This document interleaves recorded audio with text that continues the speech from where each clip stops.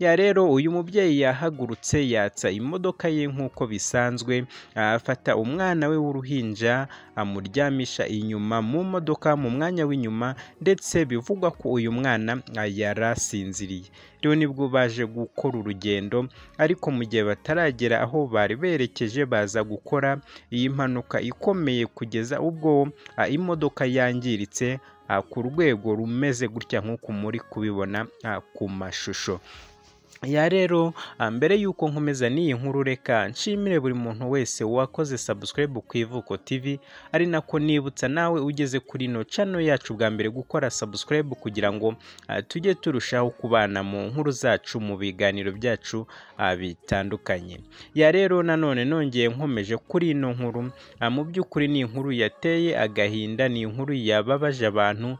Rero ngira ngo ubwo uno mubyeyi yari arimo muri ino modoka, ariko akabona iyi modoka bisa nk'aho igize ikibazo, itaye umuhanda igatangira guhirima mu manga. Uyu mubyeyi nta kindi kintu yakoze, ni ikintu kimwe yakoze cy'ubutwari, ubwo yabonaga yari afite amahirwe yo kuba yasimbuka iyo modoka igahirima yonyine, ariko abona gusigamo umwana. Abona mu by'ukuri nacyo ni igikorwa cy'ubugwari, ni igikorwa cy'ububwa, ariyo mpamvu yarwanye no kugira ngo agende abe yafata umwana we arebe yuko yamurokora, kuko yabonaga ko nyine igihe yaza gusimbuka iyi modoka wenyine agasigamo uno mwana, yabonaga yuko bitari buze kugenda neza, uno mwana ari buze kuhaburira ubuzima. Rero uyu mubyeyi yarwanye no kuba yarokora uyu mwana we, arwana no kuba yamufata ngo amusore mu modoka basohoke, ariko nyine biza kurangira byanze, biza kurangira ubuzima bwabo bombi buhatakariye, abakora impanuka ikomeye bombi bashiramo umwuka. Rero iyi ni inkuru mu by'ukuri ibabaje ku bantu muri kona bari kugenda bandika comment zitandukanye ku bitangazamakuru bitandukanye, barimo baragaragaza agahinda, barimo baragaragaza amarira, uburyo uno mubyeyi yabuze, yapfuye akajyana n'umwana we. Ndetse indi nkuru nayo ihari y'akababaro ni uko nyuma yo kuba kw'ino mpanuka umugabo we nawe byamuteye ihungabana ritoroshye, kuko kugeza izi saha nawe ubu ari muri koma atarabasha gukanguka. Rero mu by'ukuri murumva ko ari ibintu bigoye, ariko biri kuvuga ko kimwe mu cyaba cyateye uyu mubyeyi igishyika cyo kwanga gusimbuka ino modoka ngo asige umwana we, harimo urugendo yahuye narwo mu gihe yari atwite uno mwana we, mu bintu byari bigoye mu by'ukuri. Amakuru avuga yuko uyu mubyeyi ubwo yari atwite yatwise nk'abandi babyeyi amezi 9, ariko nyine mu kujya kubyara kwe bitangazwa yuko byari ibintu mu by'ukuri bikomeye bitoroshye, aho n'ubundi byari ibintu bigoye, ndetse yaragiye kuhaburira ubuzima, ndetse n'umwana we bisa nkaho agiye kuhaburira ubuzima. Gusa nuko amakuru meza nanone akomeza gutangazwa, aravuga yuko abaganga bari bakoze uko bashoboye kugira ngo babe barokora uno mubyeyi ndetse n'uno mwana we yari atwite, baje gukora igikorwa cya cesarienne, cyangwa se ku bantu batazi zino terime z'abaganga akaba ari byo bita kubaga, cyangwa se kuba bamubyaza ariko bamubaze. Rero iki nicyo cyatumye mu by'ukuri uyu mubyeyi atekereza imvune zose yahuye nazo, atekereza urugamba rwose yarwanye narwo kugira ngo abone uyu mwana. None umwana akaba yarageze mu gihe cy'umwaka umwe. Mu by'ukuri namwe murabizi umwana uri mu mwaka umwe mu by'ukuri aba ari umwana ushimishije, aba ari umwana mu by'ukuri ufite igikundiro, nk'uko mubizi abanyarwanda rimwe tujya dukunda kuvuga ngo ni igisekeramwanzi. Aba ari umwana wishimira buri muntu wese, nta kintu na kimwe yitayeho.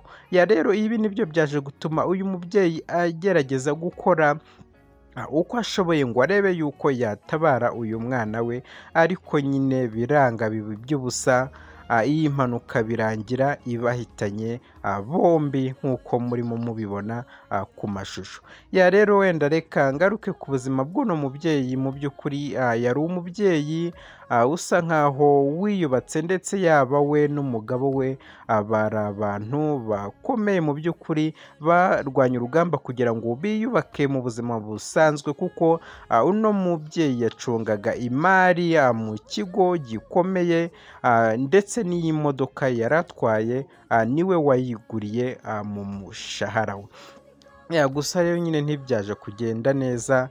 Mu by'ukuri ni ibintu bitaje kurangira neza. Ni inkuru y'akababaro cyane cyane ku bantu baherereye mu Rwanda, abantu baherereye Uganda, Burundi, ariko bikaba akababaro cyane ku bantu baherereye mu gihugu cy'abaturanyi cya Kongo, kuko uno mugore yari umucungamari mu kigo muri cyangwa se reka twite Rebo, kuko yari mu kigo gitunganya umuziki, ibihangano by'abahanzi. Ni ikigo cyitwa Nyiragongo Goma Production, aho nyine murabyumva ni mu gace gaherereye hano muri Kongo, ariko nanone akaba ari hafi hano mu baturanyi bacu, akaba ari hafi y'igihugu cyacu. Rero uyu mubyeyi mu by'ukuri abantu bakomeza kuvuga ko mu by'ukuri muri iki kigo yari arimo ndetse acunga umutungo, bamukundaga, yari umuntu mwiza witanga mu kazi ke ka buri munsi.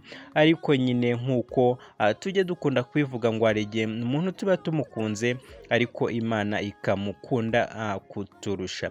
Rero mu by'ukuri murabyumva, ni ibintu biteye agahinda, ni inkuru ibabaje cyane, ariko ngira ngo dukomeze kwihangana, ndetse dukomeze no kwihanganisha ndetse no gusengera uyu mugabo we waje kuba yagwa muri koma, kuva aho amenyeye inkuru ibaye ku muryango we, yaba umugore we ndetse n'umwana. Mu by'ukuri iyi nkuru kuyakira byamugoye, kandi nawe mu by'ukuri ushyize mu bwenge urumva ko ari ibintu bigoye kumva ko abantu bahagurutse bagiye mu kazi cyangwa se bagiye mu zindi gahunda, ariko ukakirwa n'inkuru mbi y'uko abantu bawe bombi bose bakoze impanuka ndetse ihise ibambura ubuzima muri ako kanya. Rero iyo zo nkuru twagiye dukunda kuzibona ahantu henshi hatandukanye. Mu by'ukuri inkuru nk'izo ziteye agahinda. Hari indi nkuru nari nigeze nababwira z'umubyeyi nawe wari utegereje umugabo we avuye muri misiyo, nyuma y'uko yari amaze igihe kigera ku mezi 6 atagera mu rugo, ariko akaba yari yahamagaye ati munyitegure, ubu tuvugana ndahagurutse, nerekeje aho ngaho, ndaje, mu by'ukuri ndabakumbuye cyane. Ariko mu gihe mudamu aragitegereje ndetse yabwiye n'abana ati mwitegure mumere neza, dadi yaje, tumwakirana ibyishimo. Baza nanone gutungurwa n'indi telefoni ibahamagara ibabwira ati muze murebe umurambo wanyu, kuko umugabo wawe akoze impanuka ikomeye, ashizemo umwuka. Iyo nkuru rero kuyakira uyu mubyeyi nawe byaramugoye, kuko ntabwo byigeze bimworohera, ndetse no kubyumva yabanje kugira ngo mu by'ukuri bari kumubeshya cyangwa se ni abatekamutwe, kuko we ubwe yari yivuganiye n'umugabo we amubwira yuko ahagurutse Nyabugogo ari kwerekeza mu karere ka Kamonyi, ndetse amubwira yuko ageze hafi mu isantire yo mu rugo, amaze kwambuka Nyabarongo.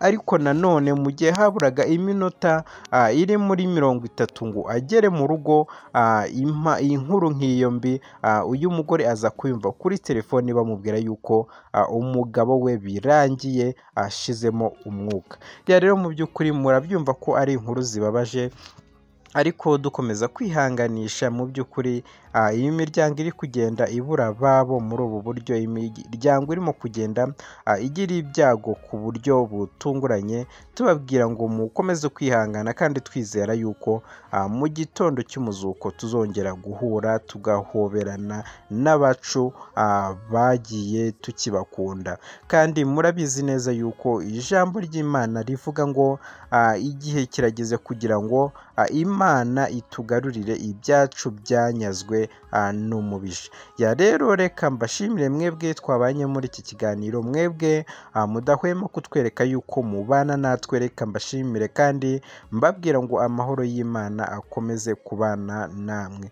Rero reka nshimire buri muntu wese wakoze subscribe ku Ivuko TV, ari nako nibutsa nawe utarakora subscribe kugira ngo uyikore, tujye turushaho kubana mu biganiro byacu mu nkuru zacu za buri munsi. Ya rero ngewe twari kumwe na Rigadi Kwizera, naho iyi televiziyo ni ku Ivuko TV.